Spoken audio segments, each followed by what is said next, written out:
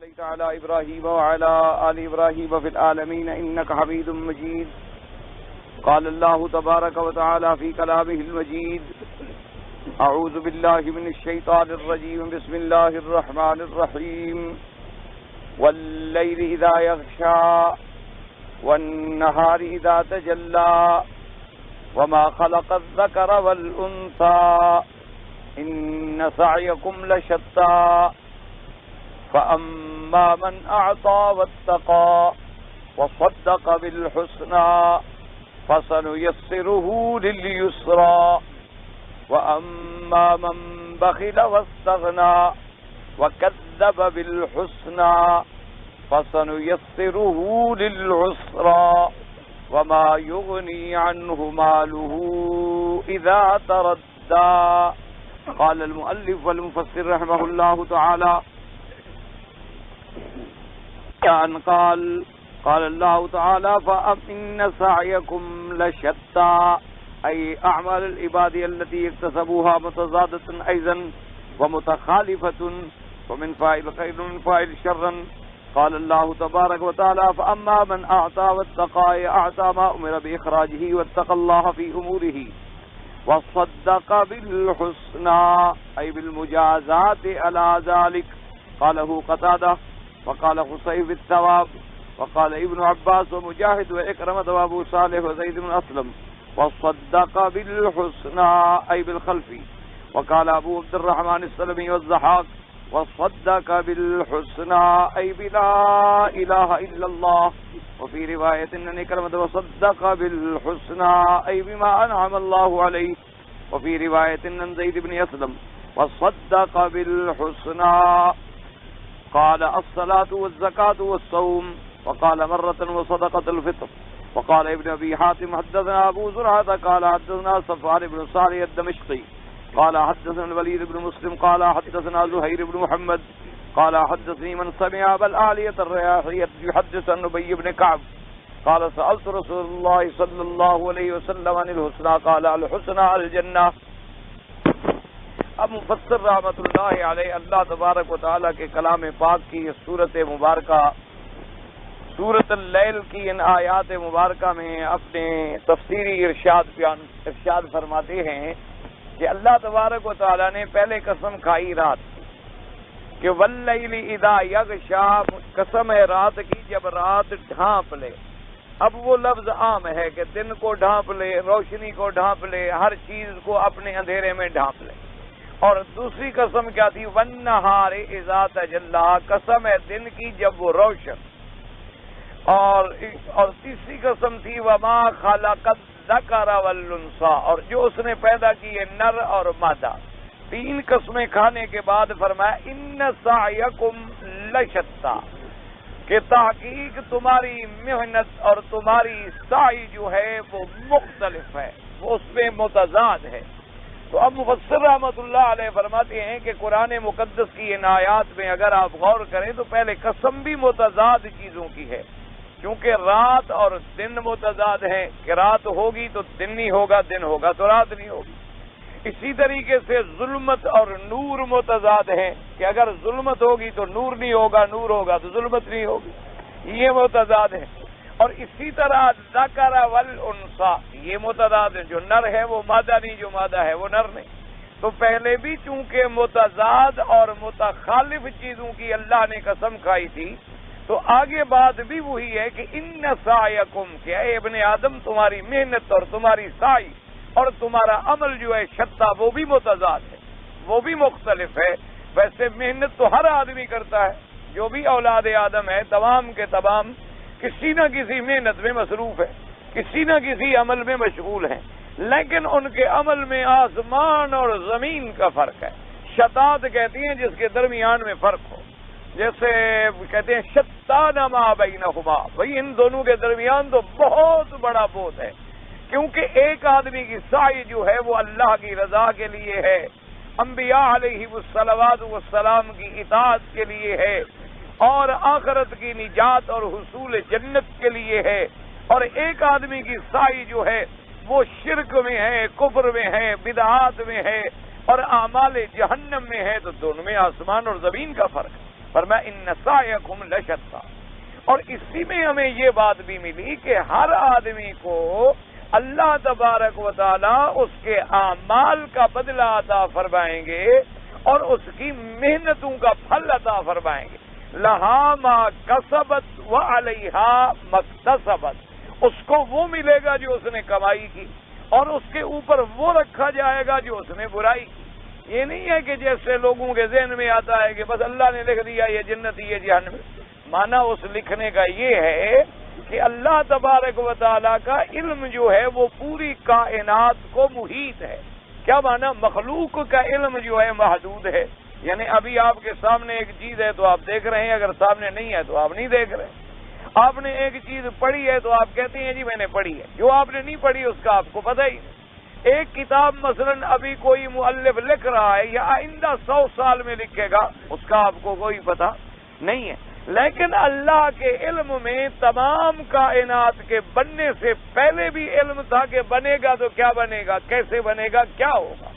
اور ہر بندے کے بارے میں بھی علم ہے کہ پیدا ہونے کے بعد یہ عمل جنت کرے گا یا یہ عمل نار کرے گا. چونکہ اس کے علم میں ہے اسی لیے انہوں نے وہ چیزیں لکھ دی ہیں. یہ نہیں کہ جبر کر دیا ہے کہ تم ضرور جنت میں جاؤ اور اس کو جبر کر دیا ہے کہ نہیں میں نے تمہیں جہنم میں ڈالنا ہے. یہ معنی نہیں ہوتا. اس لیے فرمایا ان سعیکم، اگر ہماری محنت اور مشقت کا کوئی مطلب ہی نہ ہو، ہم مجبور محض ہوں، تو سعیکم کا کیا معنی، تمہاری محنت کا کیا معنی؟ معنی یہ ہے کہ ہمیں ہماری محنتوں کا پھل ملے گا. اب اس کو سمجھانے کے لیے انبیاء کرام اللہ کے کروڑوں صلاۃ و سلام ہوں، انہوں نے ہمیں ایک بات سمجھائی کہ بھئی یوں سمجھ لو کہ جنت ملے گی اللہ کی رحمت سے اور جہنم ملے گی اللہ کے عدل سے. جنت ملے گی اس کے فضل سے. تو اس لیے کہ بھئی ہمارے اعمال کیا حقیقت رکھتے ہیں اس کی نعمتوں کے سامنے، کہ اگر ہم ساری زندگی بھی اعمال خیر کرتے رہیں تو اللہ کی ایک نعمت کا بدلہ بھی ہم ادا نہیں کر سکتے. اور پھر ان اعمال خیر کرنے کی توفیق بھی تو ہمیں اللہ نے بخشی ہے، یہ اعضاء بھی تو ہمیں اللہ نے دیے، سیدھے راستے کی ہدایت بھی تو ہمیں اللہ نے دی ہے. اور اگر جنت ملی تو گویا اس کی رحمت سے ہی ہمیں ملی، اور جہنم اللہ کسی کو دیں گے تو عدل ہوگا. یہ نہیں ہوگا نعوذ باللہ کہ نا انصافی سے کسی کو جہنم میں ڈال دے، یا نا انصافی سے اپنے کسی مخالف کو زیادہ سزا دے دے، یا اس نے گناہ تھوڑے کیے ہیں ایک گناہ زیادہ لکھ دیں. نہیں، بالکل عدل ہوگا، حجت تمام ہوگی، اور تمام اس کے عذر جو ہیں ان کو ختم کیا جائے گا. اس کے بعد اللہ حکم دیں گے کہ اس کو جہنم میں ڈالو، اب یہ جہنم کا مستحق ہو چکا ہے. اس لیے فرمایا ان سعیکم لشتی، تمہاری محنت جو ہے، تمہاری مشقت جو ہے وہ مختلف ہے.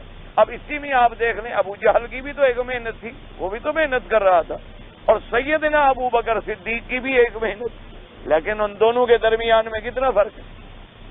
اب بھی دیکھ لیں دنیا میں ایک عالم دین ہے، بیچارہ توحید کا درس دیتا ہے، تو یہ صحیح عقائد بیان کرتا ہے، اللہ کے قرآن و سنت کو سمجھاتا ہے. اس کے مقابلے پہ ایک ہے وہ بدعات میں الجھاتا ہے اور جھوٹی سچی روایتیں سناتا ہے اور قصے اور کہانیاں اور خرافات پہ گزارا کر کے محض اپنی دکانداری اور اپنا ایک حلقہ اور اپنے مریدین کا ایک ادارہ بنایا ہوا ہے. محنت تو وہ بھی کر رہا ہے، یہ تو نہیں ہے کہ وہ محنت نہیں کر رہا، محنت وہ بھی کرتا ہے، رات دن جاگتا ہے، سبق پڑھاتا ہے، درس دیتا ہے، تقریریں کرتا ہے، اپنے مریدوں کو مطمئن رکھنے کے لیے پتہ نہیں کتنے کتنے جھوٹ گھڑتا ہے. جھوٹ بنانا کوئی آسان کام ہوتا ہے، کیسے کیسے جھوٹے خواب سناتا ہے، کبھی کبھی جھوٹے جھوٹے قصے سناتا ہے. محنت تو وہ بھی کر رہا ہے، لیکن ان دونوں کی محنت میں آسمان اور زمین کا فرق ہے. انبیاء علیہم السلام نے بھی محنت فرمائی اور کفار نے بھی محنت کی، لیکن انبیاء کی محنت جو تھی جنت کے لیے تھی، انبیاء کی محنت جو تھی اللہ کی رضا کے لیے تھی، انبیاء کی محنت جو تھی آخرت کی فلاح کے لیے تھی. اور ان کی محنت کیا تھی؟ خسرت دنیا والآخرہ، کہ دنیا میں بھی محنت برباد ہو گئی اور آخرت میں بھی محنت برباد. اسی لیے قرآن نے کافروں کو کہا خاسری، اسی لیے قرآن نے فرمایا خاسرہ. خاسرہ کا معنی ہوتا ہے گھاٹا. گھاٹا کیا معنی؟ کہ ایک آدمی دکان کرے، محنت کرے اور نتیجہ نکلے کہ گھاٹا ہو گیا. تو محنت تو انہوں نے بھی کی تھی، لیکن نتیجہ کیا نکلا کہ گھاٹے میں پڑ گئے. دنیا کا بھی گھاٹا اور آخرت کا بھی گھاٹا. اس لیے فرمایا ان سعیکم لشتی متضادۃ متخالفۃ کیوں؟ ایک فاعل خیر ہے اور ایک فاعل شر ہے. اس لیے اب آگے اللہ نے 3 صفتیں بیان فرمائی ہیں، یاد رکھو، کامیاب لوگوں کی، اور 3 صفتیں بیان کی ہیں ناکام لوگوں کی. 3 صفتیں اللہ نے ان کی بیان کی اور 3 صفتیں ان کی بیان کی. اسی لیے آپ اور سورت کے ربط کو اگر آپ غور کریں تو دیکھیں اللہ نے یہاں کتنی چیزوں کی قسم کھائی تھی. اس سورت میں کتنی چیزوں کی قسم ہے؟ 3 چیزوں کی. 3 چیزوں کی قسم ہے نا، واللیل والنہار وما خلق الذکر والانثی. قسم بھی 3 چیزوں کی ہے.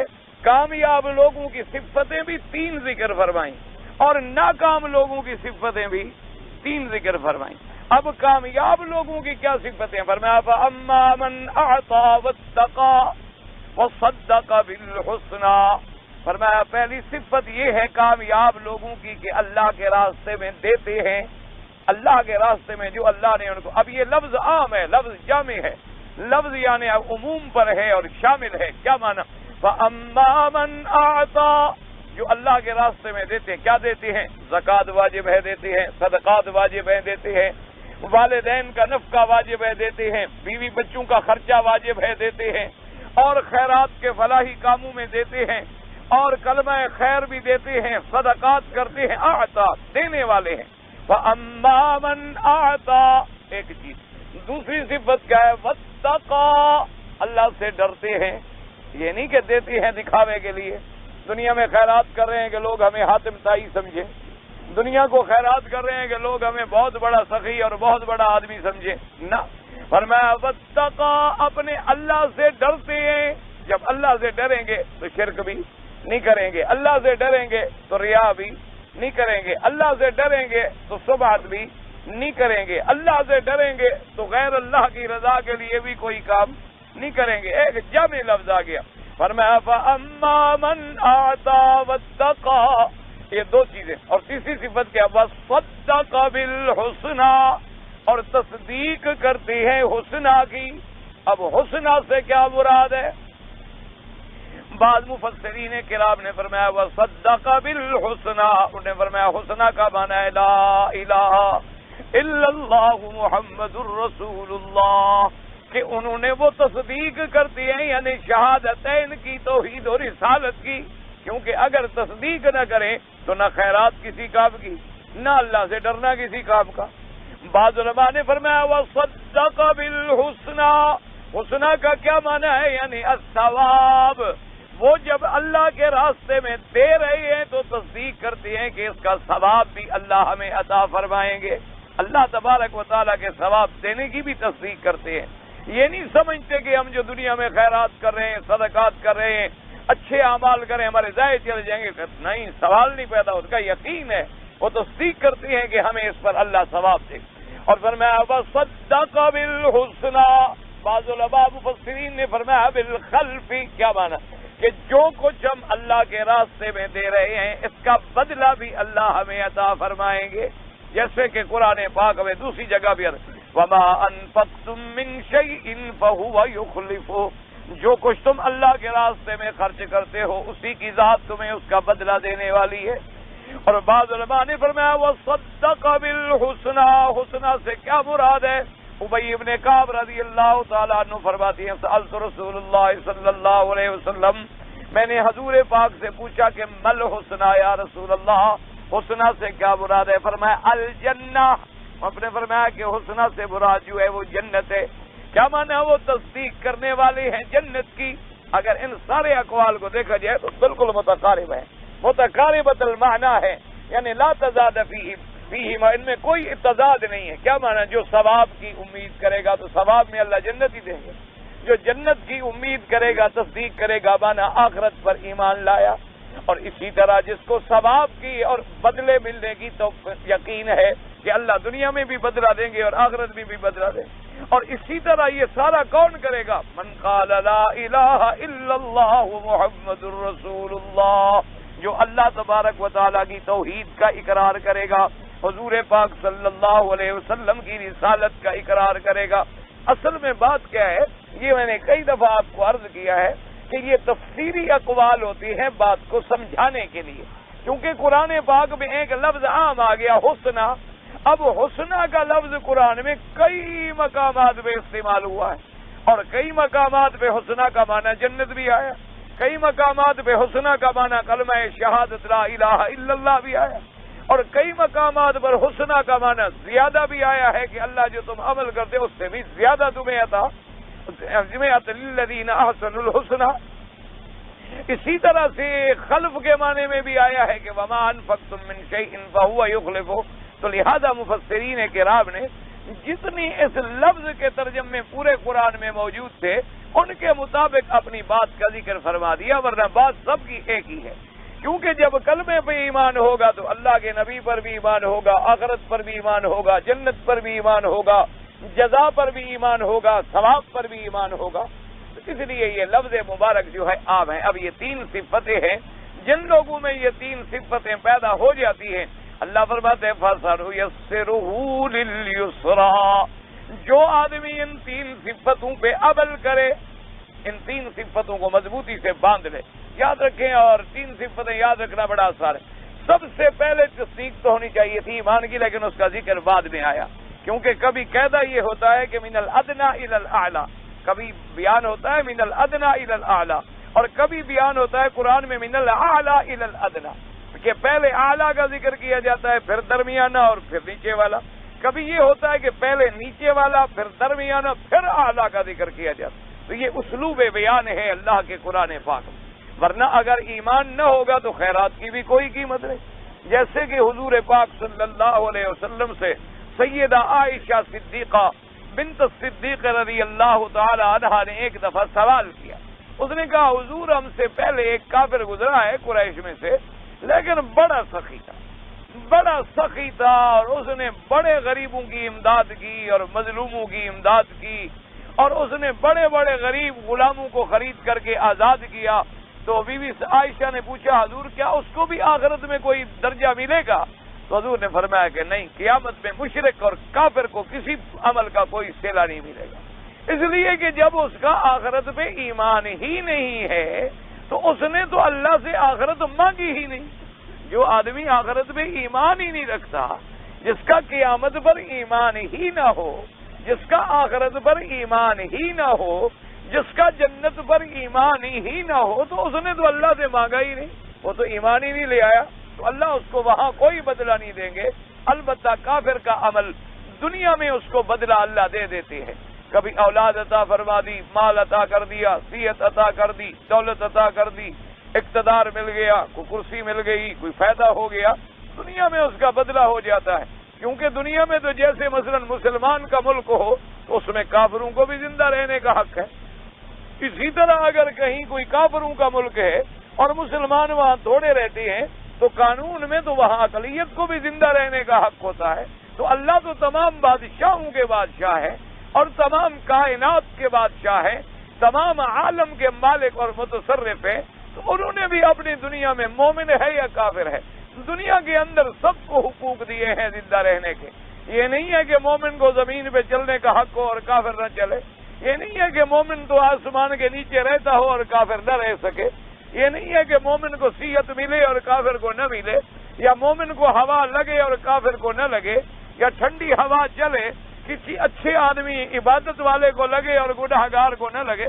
فرمایا نہیں، یہ نظام عالم دنیا ہے، یہاں تو ہم جو چیز بھی ہے سب کو دے دیں گے، لیکن نظام آخرت جو ہے وہاں صرف اپنے ماننے والوں کو دیں گے، اپنے باغی کو نہیں دیں گے، کسی کافر اور مشرک کو نہیں دیں گے، کیونکہ اسی لیے تو ہم نے یہ عالم بنایا، اسی لیے تو یہ دنیا اللہ نے پیدا کی کہ اس میں تمہارا ابتلا، تمہارا اختبار، تمہارا امتحان ہو جائے کہ مومن کون ہے اور مشرک کون ہے، مسلم کون ہے اور کافر کون ہے، حق والا کون ہے اور باطل پہ کون ہے، اللہ کے قرآن کے ماننے والا کون ہے اور انکار کرنے والا کون ہے، حضور پاک کی فرما برداری کرنے والا کون ہے اور نافرمانی کرنے والا کون ہے۔ اس طرح یہ دنیا عالم، اب دنیا میں جو جینا ہے، ہوا چلتی ہے سب کو لگتی ہے، اور بارش برستی ہے سب کے گھر میں برستی ہے، سالے کے گھر میں بھی برستی ہے اور فاسق کے گھر میں بھی برستی ہے۔ اللہ تبارک و تعالیٰ کے دریا چلتے ہیں، اس سے جناب جہاں ہم پانی پیتے ہیں وہاں جانور بھی پانی پیتے ہیں، وہاں کافر بھی پانی پیتے ہیں، ان کی کھیتیوں کو بھی جا کے دریا سیراب کرتے ہیں، ان کی کھیتیوں میں بھی پھل اگتے ہیں، تو یہ تو ایک نظام عالم ہے دنیا کا. اور نظام آخرت کیا ہے کہ جو مومن ہوگا اس کے لیے جنت ہوگی اور جو کافر ہوگا اس کے لیے جہنم ہوگی. اس لیے فرمایا لا یستوی اصحاب النار اصحاب الجنہ. فرمایا یہ کبھی نہیں ہو سکتا کہ میں جنت والے اور جہنم والوں کو برابر کر دوں. پھر تو عدل ہی نہ ہوا کہ ایک ماننے والا ہو ایک نہ ماننے والا, ایک حضور پاک کا کلمہ پڑھنے والا ہو ایک انکار کرنے والا, ایک آدمی ساری زندگی سنت پہ چلتا رہے ایک بدعتوں میں الجھا رہے, اور دونوں بھر قیامت والے دن برابر ہوں. فرمایا یہ تو پھر میرے عدل کے خلاف. اس لیے فرمایا افمن کان مؤمنا کمن کان فاسقا لا یستوون. فرمایا کہ اے میرے بندو غور کرو, کیا مومن اور فاسق برابر ہو سکتے ہیں؟ ہرگز نہیں برابر ہو سکتے. اسی طرح فرمایا کیا اندھا اور آنکھوں والا برابر ہو سکتا ہے؟ نہیں ہو سکتا, کیونکہ آنکھوں والا اپنا راستہ دیکھ کے چل رہا ہے اور اندھا ٹھوکریں کھا رہا ہے, کبھی گڑھے میں گر جاتا ہے, کبھی کیچڑ میں پاؤں پڑ جاتا ہے, کبھی حرام چیز میں پاؤں پڑ جاتا ہے. تو فرمایا جو مومن ہے وہ آنکھوں والا ہے اور جو کافر ہے وہ اندھا ہے. جیسے فرمایا کہ سننے والا اور بہرا کبھی برابر نہیں ہو سکتا. جیسے فرمایا کہ گرمی اور ٹھنڈک کبھی برابر نہیں ہو سکتی. گرمی گرمی ہے اور ٹھنڈک ٹھنڈک ہے. اس لیے فرمایا ان سعیکم لشتی. اب ایک لوگوں کی محنت کیا تھی؟ اعطا واتقا وصدق بالحسنى. اس لیے کوشش کیا کریں اللہ تبارک و تعالی جتنی توفیق عطا فرمائے, اللہ تبارک و تعالی جتنی ہمت عطا فرمائے اللہ کے راستے میں, سب سے پہلے تو صدقات واجبہ کا خیال کرے بندہ. یہ ہمیشہ یاد رکھیں. کیا مانا؟ ایک آدمی کے ذمہ مثلا 1000 ریال زکوٰۃ ہے, وہ زکوٰۃ نہ دے اور ویسے 1500 ریال خیرات کر دے, کوئی فائدہ نہیں. یہ مسئلہ ہمیشہ یاد. یہی ہمارے یہاں بنیادی غلطیاں ہیں جو دماغ میں بیٹھ جاتی ہیں اور حل ہونے میں نہیں آتی. اور پھر آدمی ایک دماغ میں بات رکھنے کے بعد اگر کچھ سوچے تو پھر مسئلہ سمجھ نہیں آتا. مسئلہ سمجھ تب آتا ہے کہ آدمی اپنے آپ کو خالی ذہن کر اور آدمی اپنے اللہ سے دعا مانگے کہ میرا اللہ یہ تیرا کعبہ مرکز ہدایت ہے اور میں تیرا بندہ ہوں, تیرے دروازے پہ آ گیا ہوں, تو اپنی رحمت سے میرے لیے ہدایت کے اسباب پیدا فرما دے اور مجھے صحیح مسئلہ جو ہو وہ سمجھا دے. دعا بھی کرے محنت بھی کرے تو پھر بات سمجھ آتی. اس لیے ہمیشہ, یا مثلا ایک آدمی رات کو عشاء کی نماز نہ پڑھے اور ساری رات تہجد پڑھتا رہے, کوئی فائدہ نہیں. کوئی دھیلے کا بھی فائدہ نہیں. سب سے پہلے تو ذمہ داری ہے اللہ کے فرائض پورے کرو. سب سے پہلے عقیدہ ٹھیک ہو, عقیدہ توحید نمبر 1. اس کے بعد کیا ہے کہ نماز فرض ہے, ادا کر. اللہ نے امیر بنایا, دولت عطا فرمائی 2.5% سال میں, جو سارے خرچے کرنے کے بعد سارے معاملات ادا کرنے کے بعد خالص نفع ہے اس میں 2.5%, وہ زکوٰۃ فرض ہے, زکوٰۃ. زندگی میں امیر آدمی ہے, ایک دفعہ حج فرض ہے, حج ادا. زندگی کے اندر ہر مہینہ رمضان کا جب آئے روزے فرض ہیں, روزے. سب سے پہلے فرائض اللہ کی ادائیگی.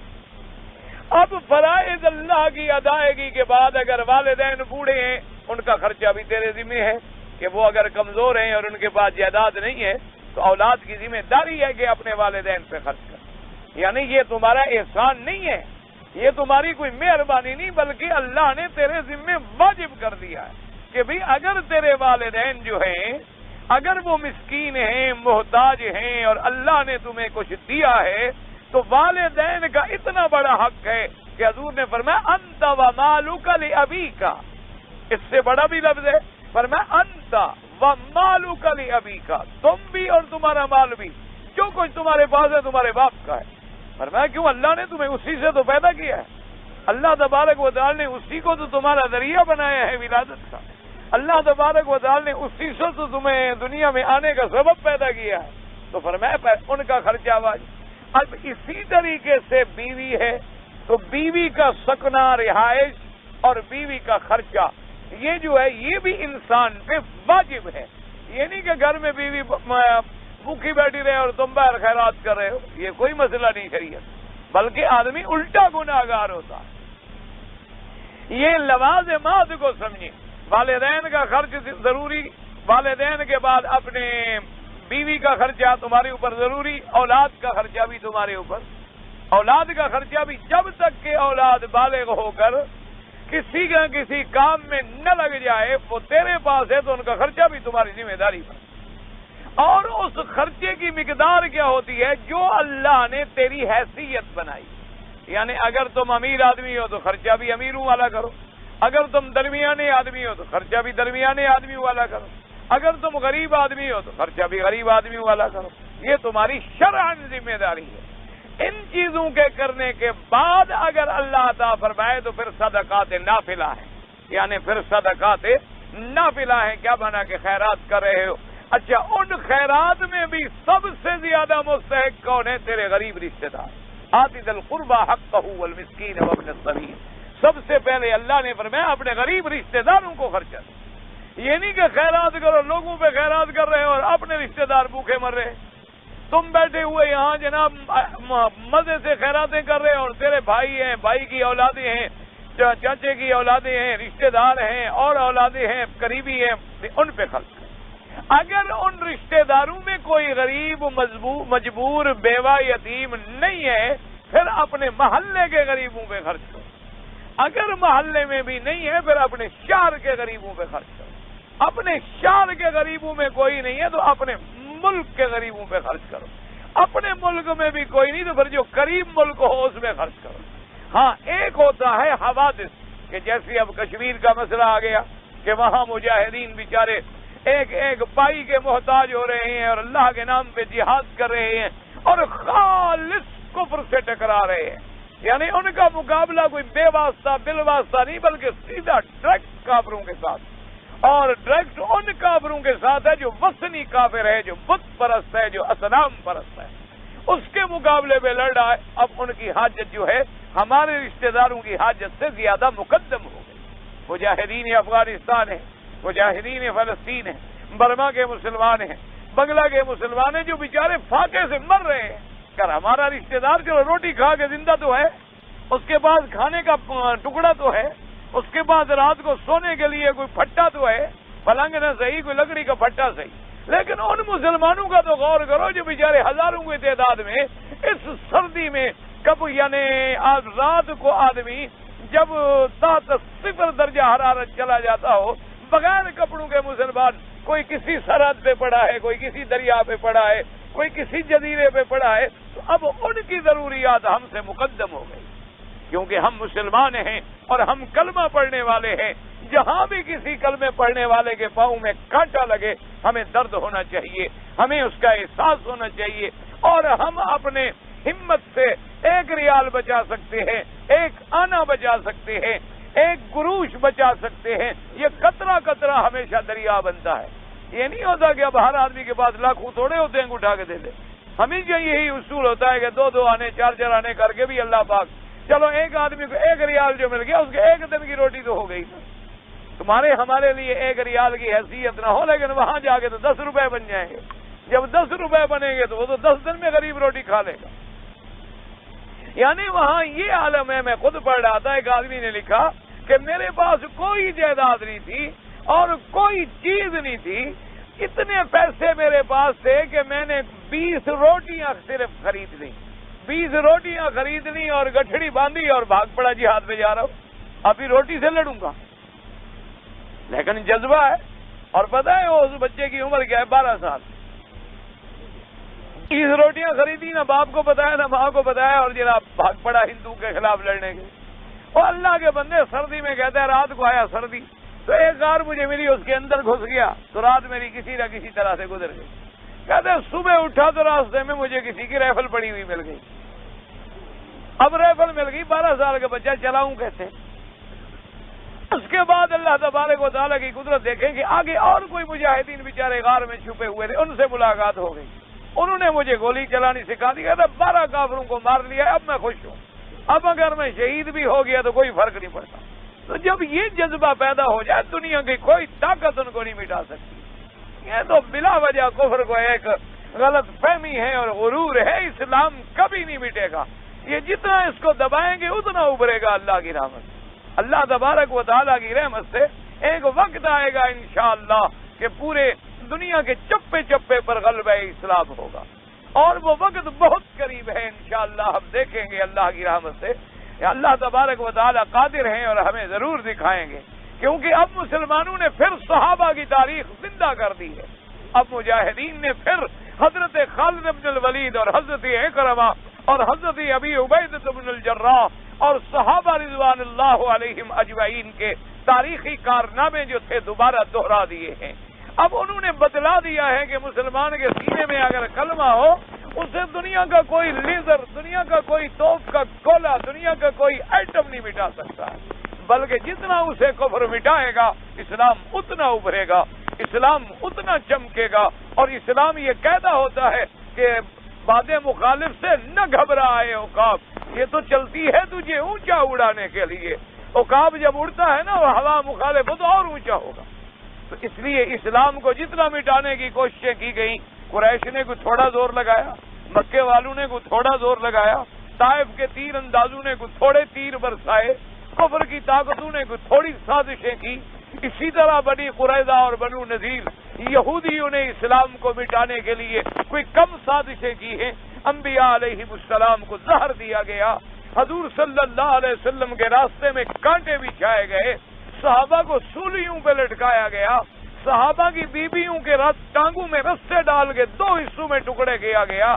لیکن نتیجہ کیا نکلا؟ اسلام غالب ہوا کہ کفر؟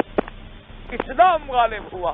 اس پر جتنی بیدار ہوتا اللہ تبارک و تعالیٰ کی رحمت سے. تو اس لیے ہمیشہ یاد رکھیں، اور جب خرچ کرے اور خیرات کرے تو اللہ سے بھی ڈرے. کیا مانا؟ یہ نہ ہو کہ شہرت ہو، یہ نہ ہو کہ ریا ہو، یہ نہ ہو کہ دکھلاوا ہو، یہ نہ ہو کہ اچھا جی میں احسان کر رہا ہوں، خیرات کر رہا ہوں. میں نے اللہ کے لیے دیا ہے، احسان کا کیا بدلا؟ انما نطعمکم لوجہ اللہ لا نرید منکم جزاء ولا شکورا، کہ ہم تم کو کھانا کھلاتی ہیں اللہ کے لیے، تم سے کوئی بدلہ، تم سے کوئی شکرانہ، تم سے کوئی چیز ہمیں نہیں چاہیے. ہاں یہ علیحدہ بات ہے کہ اگر میں مسکین ہوں اور آپ نے میری مدد کی ہے، میں بدلہ نہیں دے سکتا، تو میرے ذمہ یہ ہے کہ میں دعا کروں، میں دعا کروں کہ اللہ تبارک و تعالیٰ تمہیں بدلہ عطا فرمائے. حضور نے فرمایا اور کچھ نہیں کر سکتے ہو، اتنی تو کہہ دیا کرو کہ جزاکم اللہ خیر الجزا، کہ بھائی اے بندے اللہ تجھے بدلہ دے، میں تو غریب ہوں، میں تمہیں کیا بدلہ دوں، میں تو تمہارے بدلہ احسان کا دے ہی نہیں سکتا. تو فرمایا جب یہ 3 صفتیں پکی ہو جائیں تو ہم کیا کرتے ہیں؟ فرمایا فَسَنُيَسِّرُهُ لِلْيُسْرَىٰ، ہم اس کو آسان کر دیتے ہیں آسانی کے لیے. کیا مانا؟ کہ یہ پھر کام خیرات کے ہیں، نیکی کے جو ہیں، ہم اس کا کرنا ایسا آسان کرتے ہیں گویا وہ بندہ اسی کے لیے بنا تھا، پھر اس کو ان کاموں میں تکلیف ہی نہیں ہوتی. اس کے لیے ہم اتنی آسان کر دیتے ہیں کہ ان کام کرنے میں اس کو راحت ملتی. آپ نے دیکھا ہوگا نا، بخیل آدمی 1 ریال جیب میں نکالے نا، پہلے تو 1 گھنٹہ لگے، پہلے تو غور کرے گا کہ جناب ریال، چلو یار لوگ خیرات کر رہے ہیں میں بھی آج کر دیکھوں، پھر سوچ سوچ کے ہاتھ ڈالے گا کوئی دیکھ نہ لے، پھر ڈھونڈے گا کہ سب سے چھوٹا پیسہ کون سا ہے، پھر بڑا کانپتے کانپتے ہاتھ اندر جائے گا، کانپتے کانپتے نکلے گا، پھر اندر گر پڑے گا، پھر غور کرے گا، پھر ہمت کر کے غریب اگر چھین وین کے باہر لے بھی آیا، پھر منہ چہرہ سیاہ ہو جائے گا، پھر وہ بڑا فکر کر کے یار 1 ریال کا نقصان ہو گیا، تو کوئی آدمی تو اتنا. اور جب اللہ آسان کر دے تو وہ لاکھوں خرچ کرتا ہے اور پرواہ بھی نہیں ہوتی، اللہ کے راستے میں دے رہا ہے اور اللہ اس کو بدلے دے رہے ہیں، اس کو پرواہ کوئی. اس لیے فرمایا فَسَنُيَسِّرُهُ لِلْيُسْرَىٰ. دیکھا نہیں، بوڑھے بوڑھے آدمی ٹانگیں کمزور ہیں، نظر کمزور ہے، لاٹھیوں پہ چل رہے ہیں لیکن پہلی صف میں بیٹھے، اور نوجوان ماشاءاللہ ہٹے کٹے 4 کلو ایک وقت میں گوشت کھا جائیں، کبھی نماز نصیب ہی نہیں. اللہ تبارک و تعالی رحمت فرمائے، اللہ پاک رحمت فرمائے. اللہ پاک سے دعا کرو اللہ سب کو ہدایت عطا فرما دے. تو یہ اللہ کی رحمت ہے کہ جب اللہ کام کو آسان کر دیتے. اسی لیے میں نے آپ سے عرض کیا نا جی، آدمی حیران ہوتا ہے کہ بعض مفسرین کہ جیسے طبری دیکھے 30 جلد میں تفسیر، اسی طرح بعض علماء نے کتابیں لکھی ہیں 300 جلد، 300 ایک جلد اتنی بڑی ہے، اور 300 جلد کی ایک کتاب.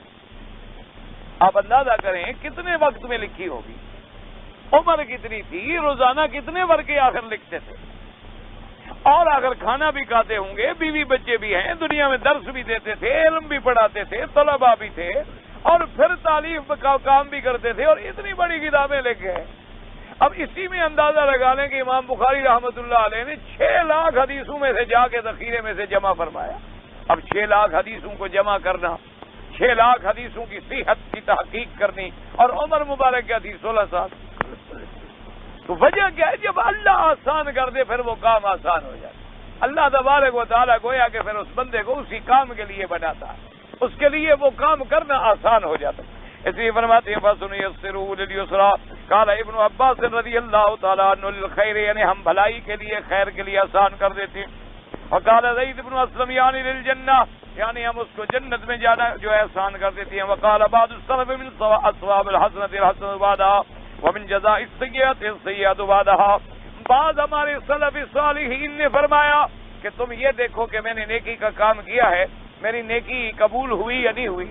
مثلا تم نے طواف کیا، اب ہمیں پتہ تو نہیں ہے نا کہ ہمارا طواف اللہ نے قبول بھی فرمایا نہیں فرمایا، تو بعض اسلاف نے فرمایا ہے کہ اگر نیکی کرنے کے بعد تمہیں اور نیکی کی توفیق ہو جائے تو سمجھو کہ پہلی نیکی بھی منظور ہو گئی، اور اگر برائی کے بعد اور برائی، اور برائی کے بعد اور برائی، اور برائی کے بعد اور برائی آ رہی ہے تو سمجھو کہ پھر میں جہنم کے کاموں کے لیے لگا دیا گیا۔ اس لیے فرمایا کہ ایک جزاء الحسنۃ الحسنۃ بعدها، کہ جب اچھا کام کرو اس کے بعد اور اچھا کام ہو جائے تو سمجھ لو کہ میرا پہلا کام بھی اچھا ہو گیا۔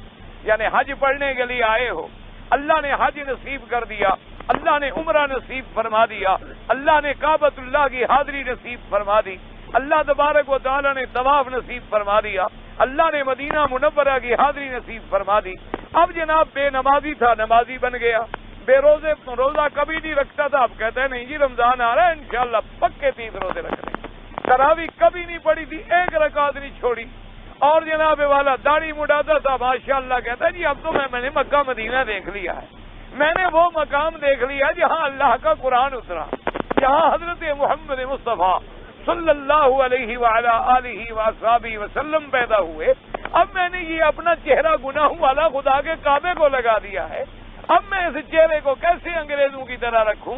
اب تو لازماً میں اس کو حضور محمد عربی کی شکل میں لاؤں گا، اب اس پر سنت کا باغ لہلہائے گا، اور اس پر سنت سامنے نظر آئے گی، اور جناب پہلے جھوٹ بولتا تھا، جھوٹ سمجھو میرا عمرہ منظور ہو، میری حاضری جو تھی منظور ہوگی۔ اور اگر ایک آدمی پہلے بے نماز تھا، حج کے بعد بھی بے نماز ہے، پہلے غیبت کرتا تھا، حج کے بعد بھی غیبت کرتا ہے، پہلے مشرک تھا، حج کے بعد بھی مشرک ہے، پہلے اللہ کے گھر کے طواف کے بجائے قبروں کے طواف کرتا تھا، اب بھی کرتا ہے، سمجھو وہ منظور نہیں ہو۔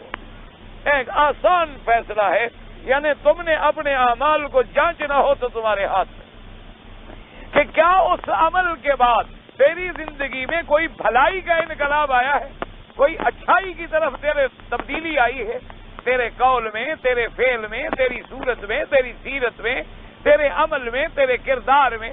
اب دیکھو نا، یہ ایک آدمی کو تم انگریزی پڑھاؤ مثلا، اب وہ 10 سال پڑھتا رہے، جب واپس آئے اور بیٹا باپ پوچھے کہ بیٹا آپ پڑھا ہے ہو کہ ہاں جی پڑھ لیا، کیا ڈگری لے آئے؟ اس نے کہا جی MA کر لیا انگریزی میں۔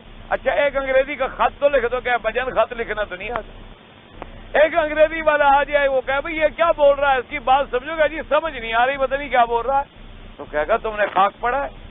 تو اگر تم سکول کے بعد اس نتیجے کے بعد وہ کتاب تمہیں نہ آئے تو گویا تم نے پڑھا ہی نہیں نا، اگر پڑھتے تو کتاب تمہیں ضرور آ جاتی۔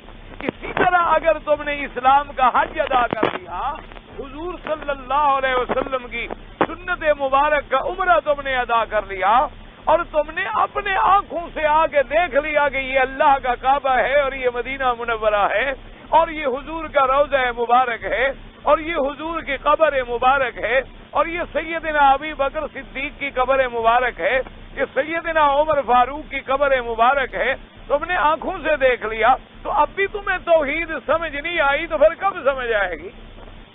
اب بھی اگر تمہیں صحابہ کی عظمت سمجھ نہیں آئی تو کب تمہیں سمجھ آئے گی؟ تمہیں کب سمجھ آئے گی وہ چیز کہ اب تم نے دیکھ لیا کہ حضور کے پہلو میں شیخین سوئے ہوئے ہیں، حضور صلی اللہ علیہ وسلم کے قدموں میں سوئے ہوئے ہیں، کہ جن کو اللہ نے زندگی میں، حضر میں، سفر میں، قبر میں، حشر میں اپنے نبی کے ساتھ رکھا ہے۔ اگر ان کا مرتبہ اونچا نہیں ہے تو کس کا مرتبہ اونچا ہوگا؟ تو پھر بھی تمہیں مسئلہ سمجھ نہیں آیا. تم نے جنت البقیع دیکھا, تم نے جنت المعلا دیکھا, تم نے دیکھا سیدہ خدیجہ محسنہ اسلام کی قبر دیکھی, تم نے سیدہ فاطمہ الزہرا کی قبر دیکھی, تم نے اولاد رسول کی قبر دیکھی, اور کہیں روضہ, کہیں گنبد, کہیں کچھ نہیں دیکھا, پھر بھی تمہیں مسئلہ سمجھ نہیں آیا. چلو کوئی کہے کہ جی یہ آج کل وہابی ہیں, تو کیا حضور نے بنائے تھے؟ تو چلو وہابی ہیں بیچارے, وہابیوں سے بڑی تکلیف ہے, تو چلو یہ ان کو چھوڑیں. کیا حضور نے بھی تو اپنی زندگی میں حکومت فرمائی مکے مدینے پہ کہ نہیں فرمائی؟ حضور کے بعد سیدنا ابی بکر نے حکومت فرمائی کہ نہیں فرمائی؟ سیدنا عمر, سیدنا عثمان, سیدنا علی رضوان اللہ علیہ اجمعین, پھر سیدنا حسن, پھر سیدنا حسین رضوان اللہ علیہ اجمعین, پھر سیدنا معاویہ رضی اللہ تعالیٰ عنہ. تو کیا ان لوگوں نے اپنے زمانے میں انبیاء علیہم السلام کی قبور مبارک پر, یا اللہ تبارک و تعالیٰ کے نبی کے اصحاب کی قبور مبارک پر, اور بڑے بڑے تابعین کی قبور مبارک پر, اور بڑے بڑے مقبولین بندگاہ کی مبارک قبروں پر کوئی روضہ بنایا, کوئی ختم بنایا, کوئی وہاں چادر چڑھائی, کوئی نظر نیاز بنائی؟ اب تو سارا دین تم اپنی آنکھوں سے دیکھ رہے ہو, اب تو دین تمہارے سامنے ہے, لیکن پھر بھی سمجھ نہ آئے تو اللہ سے دعا کیا تھا کہ یا اللہ ہمیں ہدایت عطا فرما دے, یا اللہ ہمیں چشم بصیرت عطا فرما دے, اور ہمیں بھلائی کے کام جو ہیں وہ آسان فرما دے. اور اگر تیرے عقیدے میں انقلاب آیا ہے کہ پہلے تیرے ذہن میں شرک کی لہریں اٹھتی تھیں, اب توحید کا دریا چلتا, پہلے تیرے دماغ میں بدعت کے بہت گھمر چلتے تھے, اب تیرے دماغ میں سنت کا ڈیرا لگ گیا ہے, تو سمجھو اللہ نے میری کعبے میں حاضری بھی منظور فرما لی, اللہ نے میرا مدینے کا آنا بھی منظور فرما لیا, اللہ نے میری عبادت بھی منظور فرما لی, اور اگر جیسے آئے تھے اسی طرح چلے گئے تو سمجھو کہ حاضری منظور نہیں. دعا کرو اللہ کسی کو محروم نہ فرمائے. اللہ تبارک و تعالی آپ کو بھی, اور اللہ مجھے بھی, اور اللہ ہر آنے والے مسلمان کے دامن اپنی رحمت سے بھر دیں, اور اللہ تبارک و تعالی کسی کو خالی نہ فرمائیں, کسی کو محروم نہ فرمائیں, کسی کو شقی نہ بنائیں, بلکہ اپنی رحمت سے سب کو سعداء میں شامل فرمائیں, اور دنیا اور آخرت کی بھلائیاں نصیب فرما دیں. فرماتے ہیں فَسَنُيَسِّرُهُ لِلْيُسْرَىٰ. اب فرماتے ہیں, اب دیکھو پہلے 3 صفتیں تھیں نا ان لوگوں کی جو کامیاب ہیں, اب ان لوگوں کی 3 صفتیں ہیں جو ناکام ہیں. وہ کیا ہے؟ وَأَمَّا مَن بَخِلَ, جس نے بخل کیا, کہ اللہ کا حق بھی ادا نہیں کیا, بندے کا حق بھی ادا نہیں کیا, صدقات واجبہ بھی نہیں دیتا, اور مفروضہ صدقات جو ہیں وہ بھی نہیں دیتا. اما من بخل واستغنا, وہاں کیا تھا؟ واتقى, اللہ سے ڈر گیا. واستغنا مانا بے پرواہ, اپنے آپ کو بے پرواہ کر لیا. جی ہمیں چھوڑو جی, کہاں کی کیا دوزخ ہے اور کیا جہنم ہے اور کیا عذاب قبر ہے, چھوڑو یار, یہ مولوی ہے, یہ ایسی باتیں کرتے رہتے ہیں. کہاں ہے عذاب قبر؟ کوئی دیکھا ہے کبھی آپ نے؟ ایک مردے کو ہم رکھ دیتے ہیں ہسپتال کے کولڈ سٹوریج میں, 2 سال پڑا رہتا ہے, اسی طرح ہوتا ہے یار. کدھر ہے عذاب قبر؟ اور ہر چیز سے واستغنا, اکڑ گیا. تو اما من بخل واستغنا وکذب بالحسنى, اور اس نے اللہ کی توحید کی تکذیب کی, اللہ کی جنت کی تکذیب کی, اللہ تبارک و تعالیٰ کے بدلہ دینے کی تکذیب کی. فرماتے ہیں اما من بخل بما عنده, جو کچھ اس کے پاس ہے اس کا بخل کیا. واستغنا یعنی کیا مانا؟ قال اکرمۃ عن ابن عباس ای بخل بماله واستغنا عن ربه عز وجل, اپنے مال میں بخل کیا اور اپنے رب سے بے پرواہ ہو گیا, کبھی اپنے رب کا خیال نہیں کیا. فرواہ ابن بیات وکذب بالحسنى بالجزاء فی الدار الاخرہ, اور اس نے تکذیب کی آخرت کی کہ جزائے آخرت کوئی نہیں, قیامت کوئی نہیں, باس بعد الموت کوئی نہیں. اللہ نے فرمایا جن میں یہ 3 صفتیں ہوں, پھر ہم کیا کرتے ہیں؟ فَسَنُيَسِّرُهُ لِلْعُسْرَىٰ, ہم بھی اس کو پھر جہنم کے لیے آسان کر دیں. پھر اس سے کام بھی جہنمی والے ہوں گے, اس سے کام بھی وہی برائی والے ہوں گے, اس سے کام بھی وہی ہلاکت والے ہوں گے, اس سے کام بھی وہی شر والے ہوتے ہیں. لِلْعُسْرَىٰ بَنَ طریق الشر كما قال تبارك وتعالى ونقلب أفئدتهم وأبصارهم كما لم يؤمنوا به أول مرة ونذرهم في طغيانهم يعمهون. اللہ نے فرمایا ہم ان کے دلوں کو بدل ڈالتے ہیں چونکہ وہ ایمان نہیں لے آئے, اللہ پر ایمان نہیں لے آئے، آخرت پر ایمان نہیں لے آئے، ہم بھی پھر چھوڑ دیتے ان کو کہ اپنی اسی سرکشی کے اندر گمراہ رہے ہیں۔ بل آیات فی ھذا المعنی کثیرۃ دالۃ علی ان اللہ عز وجل یجازی من قصد الخیر بالتوفیق له ومن قصد الشر بالخذلان وكل ذلك بقدر مقدر والاحاديث الدالة على هذا المعنى كثيرة۔ اب مفسر رحمۃ اللہ علیہ فرماتی ہیں کہ اس ضمن میں بہت ساری آیات ہیں، بہت ساری قرآن پاک کی آیات ہیں جو اسی بات کی دلالت کر رہی ہیں۔ کس بات کی دلالت کرتی ہیں؟ علی ان اللہ عز وجل، کہ اللہ پروردگار عالم یجازی من قصد الخیر، جو بلائی کا ارادہ کرے اللہ اس کے لیے آسانی پیدا کر دیتی ہے۔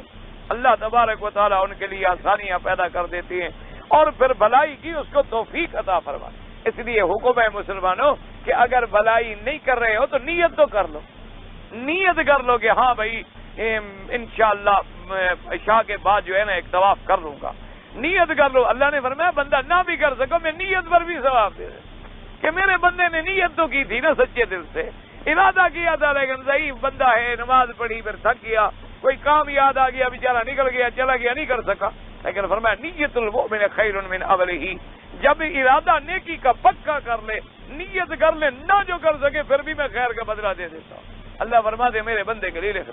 اسی طرح حدیث مبارک میں آتا ہے کہ جو آدمی اپنی زندگی میں مثلا روزانہ 2 طواف کرتا تھا، نفل پڑھتا تھا، قرآن پڑھتا تھا، بیمار ہو گیا، کیا بیچارہ بوڑھا ہو گیا، ضعیف ہو گیا، چل نہیں سکتا، تو اب کیا کرے؟ تو اللہ پاک ملائکہ کو حکم دیتے ہیں، ملائکہ میرا بندہ جو زندگی میں، جو صحت میں، جو تندرستی میں، جو قوت میں جتنی نیک عمل کرتا تھا روزانہ لکھے رہو۔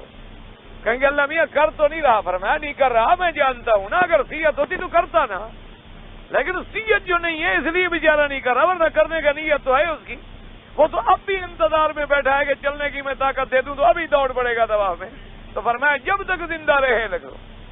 اسی لیے ایسے عمل بھی ہیں کہ جو آدمی کے مرنے کے بعد بھی فرمایا لکھ دو۔ فرمایا زندگی میں کوئی صدقہ جاریہ کر گیا، کوئی رباط بنا گیا، کوئی مدرسہ بنا گیا، کوئی مسجد بنا گیا، کوئی پانی کی سبیل بنا گیا، کوئی ہسپتال بنا گیا، کوئی سڑک بنا گیا، کوئی راستہ بنا گیا، کوئی قبرستان بنا گیا، تو اللہ فرماتے میرا بندہ مر گیا لیکن کام تو ہو رہا ہے نا، صدقہ جاریہ اس کی موت کے بعد بھی لکھتے رہو۔ اور اسی طرح فرمایا علم ينتفع به، اگر کسی کو علم پڑھا گیا اور وہ آگے علم پڑھا رہے، وہ آگے علم پڑھا رہے ہیں، یعنی اندازہ کریں ہمیں تو خبر بھی نہیں ہوتی ہے نا، یعنی ایک دفعہ بہت یہاں سے ہزاروں میل دور ایک ملک میں ایک جگہ تقریر کر رہا تھا رات کو، تو مجھے دوستوں نے کہا کہ یہاں جو مولوی صاحب ہیں وہ کسی کو مسجد میں تقریر کی اجازت نہیں دیتے، آپ کے لیے بڑی مشکل سے انہوں نے مانا ہے، وہ بھی اس لیے مان گئے کہ چلو مکہ شریف سے آئے ہیں، اتنی دور سے آئے ہیں اور اللہ کے حرم سے آیا ہے تو اللہ کے گھر کی بھی تو کوئی عزت و عظمت ہوتی ہے نا، اس وجہ سے انہوں نے اجازت دے دی ہے، ورنہ وہ کبھی وہ کہتا ہے بھائی میں اپنی مسجد میں نہ اجازت دیتا ہوں نہ میں مسجد کو کھاڑا بناتا ہوں۔ مولوی آتے ہیں لڑائی کرتے ہیں، کوئی کچھ کہتا ہے، کوئی کچھ کہتا ہے، کچھ کہتا ہے، جھگڑے ہو جاتے ہیں، اس لیے بس مسجد ہے، نماز پڑھو اور میری بھی جان چھوڑو اپنی بھی جان۔ خیر بہرحال اب جناب وہ تقریر ختم ہو گئی، رات کے تقریباً کہیں 1 بج گیا، اور رات کا جب ہم فارغ ہوئے تو جناب وہ ایک آدمی دوڑتا ہے، اس نے کہا جی آپ بیٹھے، وہ مولانا جو ہیں، وہ یہاں کے عالم جو ہیں، بزرگ جو ہیں اور یہاں کے جو امام ہیں وہ ملنے کے لیے آ رہے ہیں۔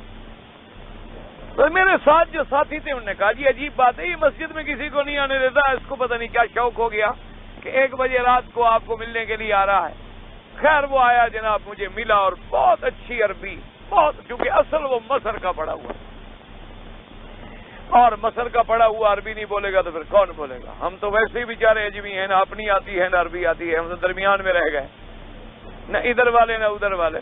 ان کی تو اللہ نے زبان دی ہے نا جی، لہن دیا ہے ان کو، تو اللہ نے بولنے کا اور پڑھنے کا تو خاص ایک ملکہ اور ایک نعمت عطا فرمائی ہے، جو نعمت کسی کو ملے گا تو اس کا اعتراف کرنا چاہیے آدمی کو۔ کاری بہت پیاری عربی بولی اور بڑی محبت سے مجھے ملا اور بڑا خوش ہوا، کہنے لگا کہ میرا تو اصول ہے میں کسی کو اجازت نہیں دیتا، لیکن آپ کو میں نے تقریر کی اجازت دے دی، اور پھر بھی میں نے یہ احتیاط کی کہ بھئی جلدی جلدی میں نکل جاؤں تاکہ تقریر میں مجھے بیٹھنا نہ پڑے، مجھے نہ سننی پڑے کہ آپ نے کیا کیا ہے. لیکن میں مسجد سے نکلا اور گھر پہنچا اور اسپیکر کی آواز آ رہی تھی تو مجھے آواز کو جانی پہچانی لگتی تھی. تو پھر میں بیٹھ گیا سنتا رہا تو 1 بج گیا. تو اب جب تقریر ختم کی تو میں نے کہا میں جا کے پوچھوں یہ آواز مجھے اچھی کیوں لگتی ہے اور سمجھ آتی ہے کہ جیسے میں نے کہیں سنی ہو. لوگوں سے پھر میں نے پوچھا کہ یہ کون ہے تو انہوں نے آپ کے والد کا نام بتایا. تو میں نے تو آپ کے والد سے ابو داؤد پڑھا تھا, میں تو شاگرد ہوں اس کا اور ہزاروں میل دور مجھے پتہ ہی نہیں. وہ کہنے لگا مجھے انہوں نے کہا کہ شیخ خیر محمد کے بیٹے ہیں. میں نے کہا میرے تو وہ استاد سے بھائی میں نے تم سے ابی داؤد پڑھا ہے اور میں نے تو استاد کا بیٹا. کہا جی اب تو آپ کہیں اور جا نہیں سکتے, اب تو آپ میرے گھر میں جائیں گے, میرے گھر میں ہی رہیں گے اور جب تک آپ یہاں ہیں سوال ہی پیدا نہیں ہوتا کہ میں جاؤں. کبھی اللہ کے بندے میں جن کا مہمان ہوں میں ان کا کیا کروں. انہوں نے کہا جی وہ مہمان جانے میں جانوں, گھر والے جانے وہ جانے.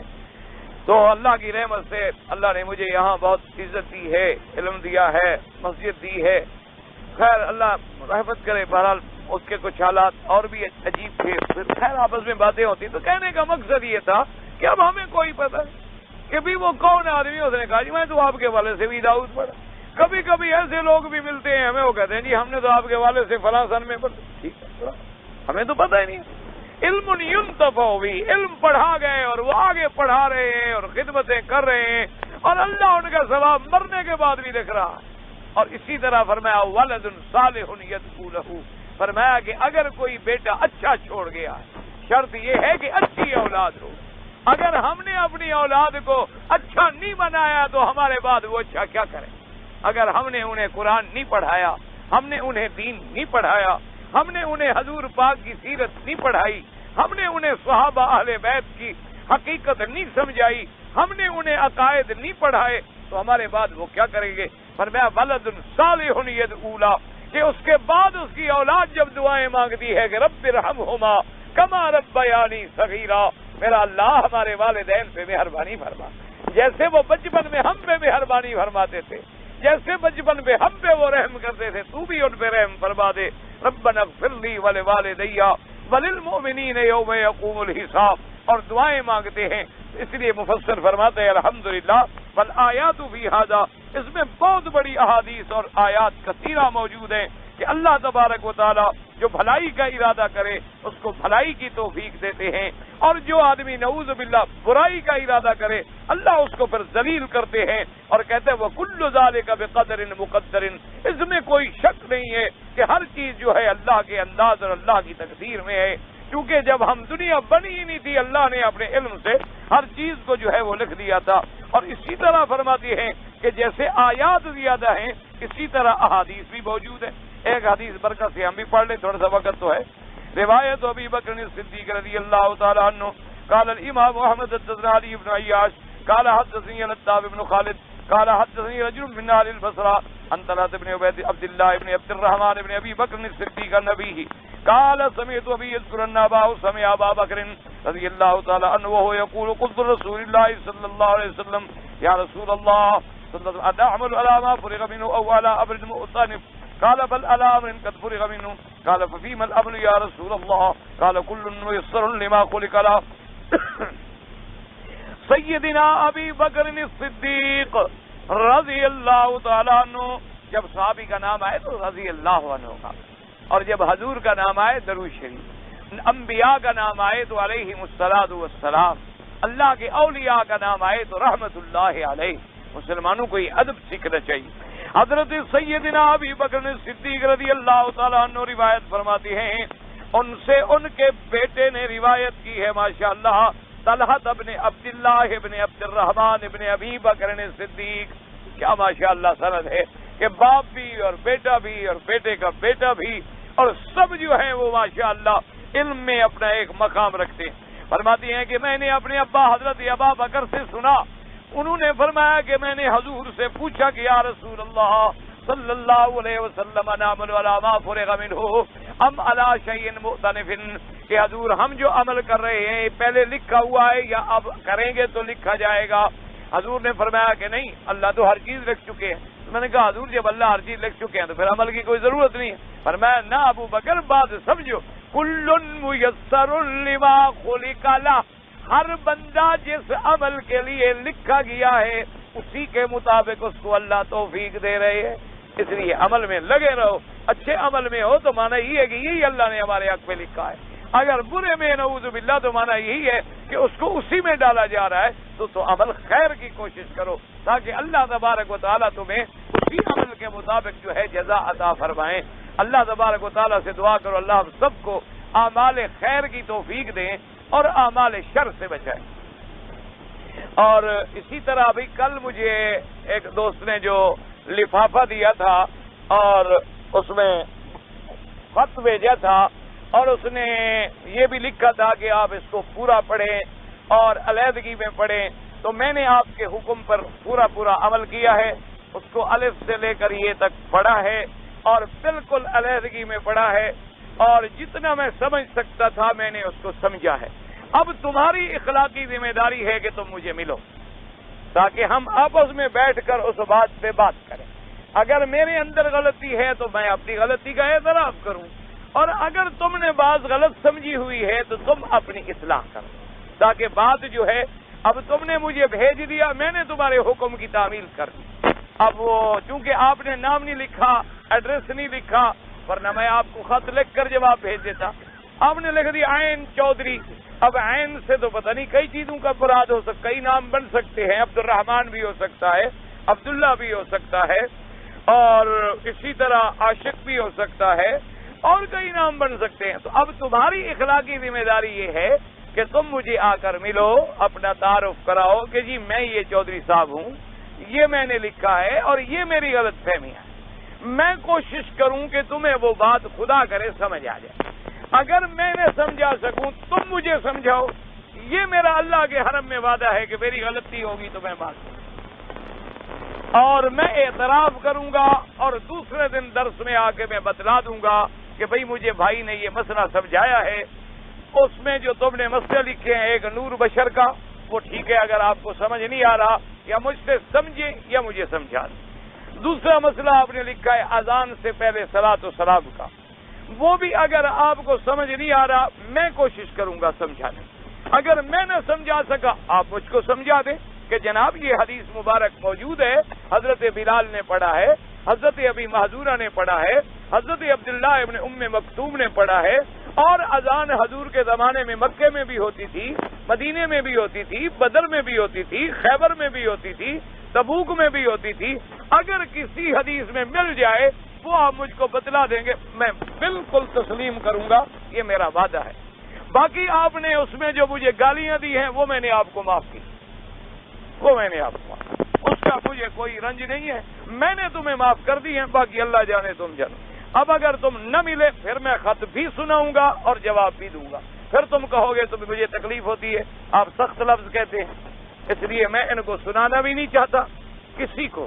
لیکن تمہاری اخلاقی ذمہ داری ہے کہ تم مجھے ملو. کہتا ہے جی برکت کے لیے ہم پہلے اپنے نام سے پہلے محمد لکھتے ہیں لیکن صحابہ کے نام میں محمد نہیں تھا. بھائی غلط ہے، یہ ابھی پڑھ رہے تھے آپ، محمد ابن عبداللہ، محمد ابن ابی عبد الرحمن، محمد ابن ابی سلمہ. یہ تو میں نے عرض کیا تھا اگر تم نام نہ دیکھو تو ہماری غلطی ہے. اور دوسری بات یہ یاد رکھیں کہ عرب میں قاعدہ ہے کہ نام ایک رکھا جاتا ہے، ہمارے ہاں قاعدہ ہے نام مرکب رکھا جاتا ہے، نام بڑا ہوتا ہے ہمارا. یوں سمجھے مرکب دو تین نام ملا دیتے ہیں ایک نام.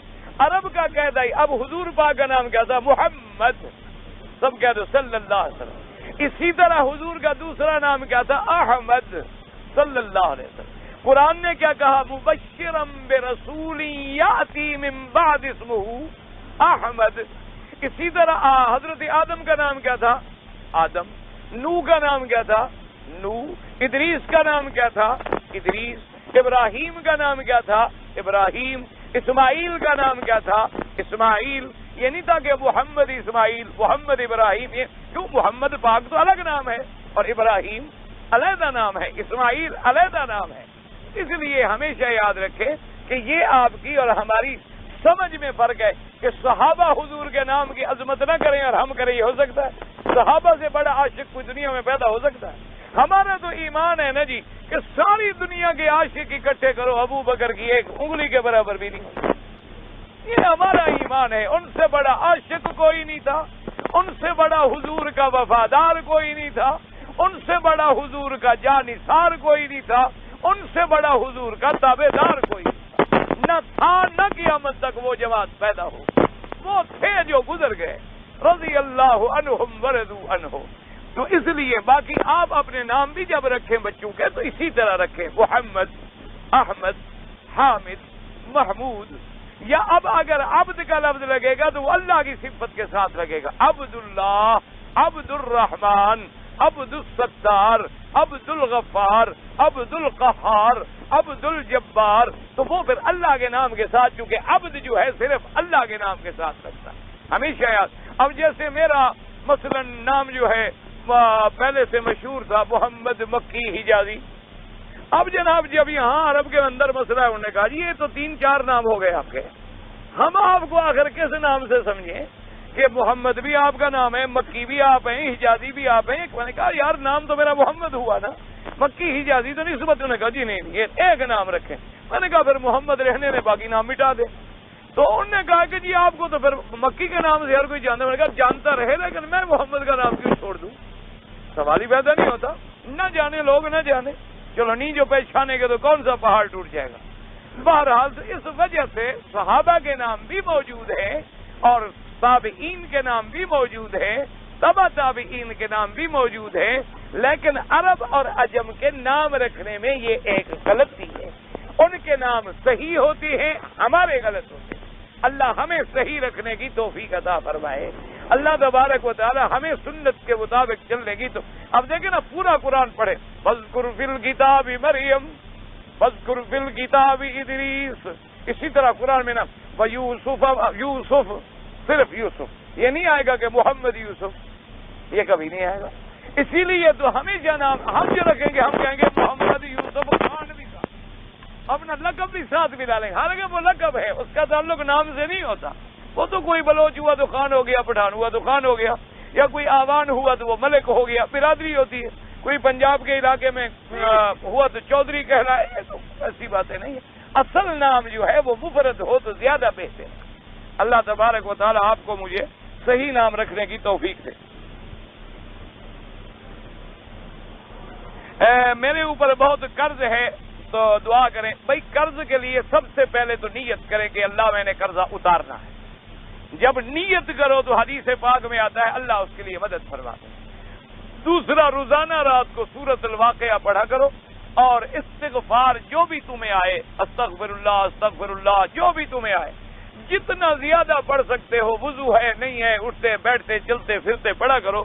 اللہ کی رحمت سے قرضہ اتر جائے گا. تابعین کس کو کہتی ہیں؟ جنہوں نے صحابہ کو دیکھا ہو، حضور کو نہیں دیکھا. جنہوں نے حضور پاک کو دیکھا وہ صحابی بنے.